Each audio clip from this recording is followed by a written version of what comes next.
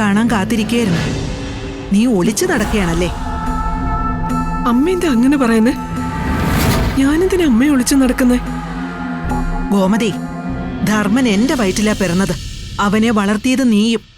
എന്ന് വച്ചാ നമ്മൾ രണ്ടുപേരും ഒരു തരത്തിൽ അവന്റെ അമ്മമാരാ. എനിക്കും നിനക്കും അറിയാവുന്ന ധർമ്മൻ പണം മോഷ്ടിക്കുന്നവനാണോ? പറ. അമ്മേ, അവൻ പൈസ എടുത്തോന്ന് ആരും പറഞ്ഞിട്ടില്ല. പറയണ്ട. സംശയിച്ചില്ലേ? ഇനി അവനായിരിക്കോ എന്ന് മനസ്സിലെങ്കിലും ഒന്ന് ആലോചിച്ചില്ലേ? സ്വാതന്ത്ര്യം എടുത്ത് അവനോട് എന്തെങ്കിലും പറയാൻ ഞങ്ങൾക്ക് അവകാശമില്ലേ? ശരി, അവനെ സംശയിച്ചതുപോലെ നീ ആകാശിനെ സംശയിച്ചില്ലല്ലോ. നിന്റെ മറ്റു മക്കളെ സംശയിച്ചില്ലല്ലോ. അമ്മയുടെ ന്യായങ്ങൾക്കൊന്നും എനിക്ക് മറുപടിയില്ല. ധർമ്മൻ പറയേണ്ടതൊക്കെ പറഞ്ഞു. ഇനി അമ്മയും പറഞ്ഞോളൂ, കേൾക്കാം. അല്ലാതെ ഇനിയിപ്പൊ എന്ത് ചെയ്യാനാ? പറ്റിപ്പോയി. അനുഭവിക്കാൻ വിധി കിടക്കുന്നു.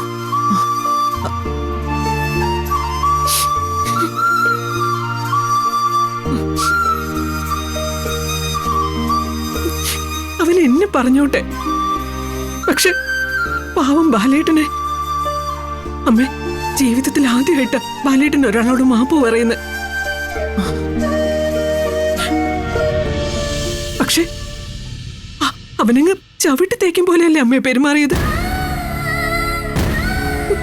ബാലേട്ടൻ അകത്ത് വന്ന് കരയായിരുന്നു. അറിയാം അമ്മയ്ക്ക്. അമ്മയും കുറയ്ക്കണ്ട, പറഞ്ഞോ. അവനെന്റെ മകനാണെന്ന് അവൻ പറഞ്ഞു. അതിപ്പോ അമ്മയും പറഞ്ഞു. മക്കളോട് രക്ഷിതാക്കൾ ചില സാഹചര്യങ്ങളിൽ ചോദിക്കില്ലേ, നീ മേശയിന്ന് പൈസ എടുത്തോ, പേഴ്സിന്ന് പൈസ എടുത്തോന്നൊക്കെ ഇല്ലേ? ചോദിക്കില്ലേ? അതല്ലേ അമ്മയെ ബന്ധം. എന്താ എന്താ അമ്മ ഇവിടെ?